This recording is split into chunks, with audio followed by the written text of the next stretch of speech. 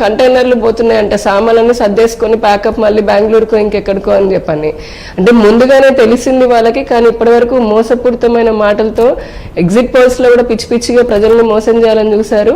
భారతీయ జనతా పార్టీకి సంబంధించి we're very very happy. And అలాగే ఎన్డీఏ కూటమి కూడా ఈ రాష్ట్రంలో ఏదైతే అనుకుని ప్రజల ముందుకు వెళ్ళామో, ఈ రాష్ట్రం బాగుండాలి, బాగా అభివృద్ధి చెందాలి, మళ్ళీ కోల్పోయినటువంటి ఇన్ఫ్రాస్ట్రక్చర్ కానీ డెవలప్మెంట్ కానీ పీపుల్కి అందేటటువంటి సరైన వెల్ఫేర్ కూటమి ఇప్పుడు సాధించబోతున్నటువంటి అద్భుతమైన విజయం లాగా మనకు కనిపిస్తోంది. మొత్తానికి 5 సంవత్సరాల యొక్క ప్రజల యొక్క ఎదురు చూపులు అందరూ ఇలాగా అంటే మనసులో పెట్టుకుని ఉన్నారు.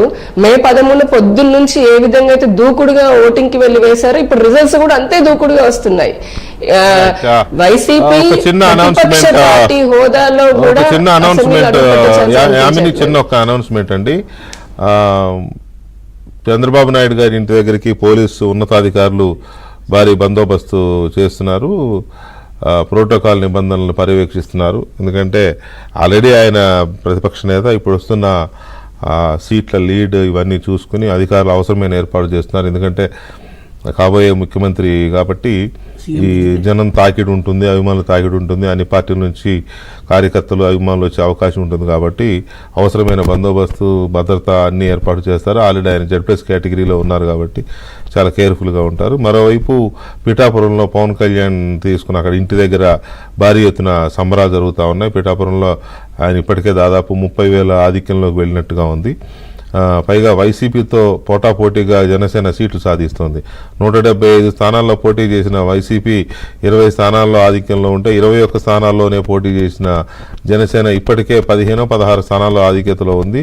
ఇంకా 3-4 స్థానాల్లో లీడ్లోకి వచ్చే అవకాశం ఉందని కూడా చెప్తా ఉన్నారు.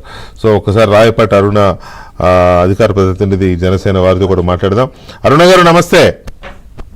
నమస్తే అండి, మీకు ప్యానల్ లో పెద్దలకి వీక్షకులకు నమస్కారం. ఎలా ఉంది రియాక్షన్, ఎలా ఉంది, ఏం చెప్తారు? మీరు వైసీపీతో పోటాపోటీకి వెళ్తున్నారు. 175లో పోటీ చేసిన వైసీపీతో 21 స్థానాల్లో పోటీ చేసిన మీరు ఈక్వల్ దీంట్లోకి వస్తున్నారు. ఎలా ఉంది?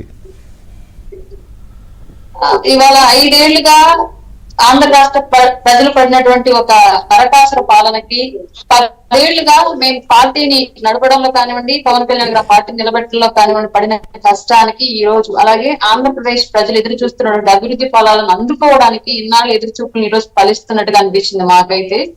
ఏ ఉద్దేశంతో అయితే పవన్ కళ్యాణ్ గారు అన్ని త్యాగాలకు సిద్ధపడి ఇన్ని మాటలు అంటున్నా, ఎన్ని అవమానాలకు గురి చేస్తున్నా, సొంత పార్టీలోనే వ్యతిరేక స్వరాలు వినిపిస్తున్నా, సొంత పార్టీలో వాళ్ళు ఆయన్నే ప్రశ్నిస్తున్నా, వీటిని వేటిని తీసుకోకుండా వ్యూహం నాకు వదిలేయండి, నేను చెప్పింది మాత్రమే మీరు చేయండి అని చెప్పేసి ఆయన పడిన కష్టానికి మాకెవరికి కనిపించినటువంటి వ్యూని ఆయన చూసి ఇన్నాళ్ళు ఆయన అల్లినటువంటి రాజకీయ వ్యూహానికి ఈ రోజు సక్సెస్ రేట్ అనేది ఆ స్థాయిలో కనిపిస్తుంది. నాకు తెలిసినంత వరకు వైసీపీ అసలు ప్రతిపక్ష హోదాకి సంబంధించినటువంటి సీట్లను దక్కించుకోవడంలో కూడా విఫలం చెందిద్దని చెప్పేసి అయితే గర్వంగా చెప్తున్నాను నేను. ఈ రోజు ఆంధ్ర రాష్ట్ర ప్రజలకి ఏం కావాలి అనే దానికన్నా కూడా అతనేమి ఇవ్వాలనుకుంటున్నాడని చెప్పేసి జగన్మోహన్ రెడ్డి బిర్రవీగి ఈ రాష్ట్రం నాది, మా నాన్న మా తాతల నుంచి వచ్చిన జాగీర్ నాకు, ఇది ప్రజాస్వామ్యం అందించిన హక్కు కాదు అన్నట్లుగా వ్యవహరించాడు ఈ 5 ఏళ్లుగా. కాదు ఇది ప్రజాస్వామ్యం, ప్రజల హక్కు, 5 ఏళ్లకు ఒకసారి నీకు కట్టడి చేసేటువంటి చర్యలు జరుగుతాయి, ఇది ఈ రోజు నీకు బుద్ధి చెప్తారు, మేము చెప్తాం మా ఓటుతో అని చెప్పేసి ప్రజలు ఇచ్చిన తీర్పు ఈ రోజు కనిపిస్తుంది క్లియర్ గా. ఇప్పటి వరకు ఏదైతే ఒక వ్యక్తి నేను ఎంత అరాచకం చేయగలను రాష్ట్రం మీద, నేను ముఖ్యమంత్రిని కాబట్టి ఎంత చేయగలను నేను అంత చేస్తా అన్నట్టుగా వ్యవహరించాడు.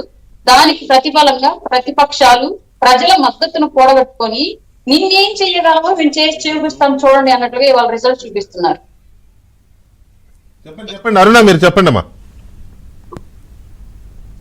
ఇప్పటి వరకు ప్రజలు ఎదురు చూసిన అన్ని అంశాలు కూడా ఇక నుంచి రాబోయే ప్రభుత్వంలో జగన్మోహన్ రెడ్డి ఇచ్చిన హామీలతో సహా ఆ రోజు అతను ఇచ్చాడు, ఉద్యోగులు బాగు చూసుకుంటాను, నిరుద్యోగులు బాగు చూసుకుంటాను, మహిళల కోసం పనిచేస్తాను, రోడ్లు రహదారులు అన్ని, కానీ ఏమీ చేయలేదు. కేవలం రంగులు మాత్రమే వేసి, రాష్ట్రానికి అప్పులు మాత్రమే చేసి, రాష్ట్రాల అరాచకాలు మాత్రమే చేసి వెళుతున్నాడు.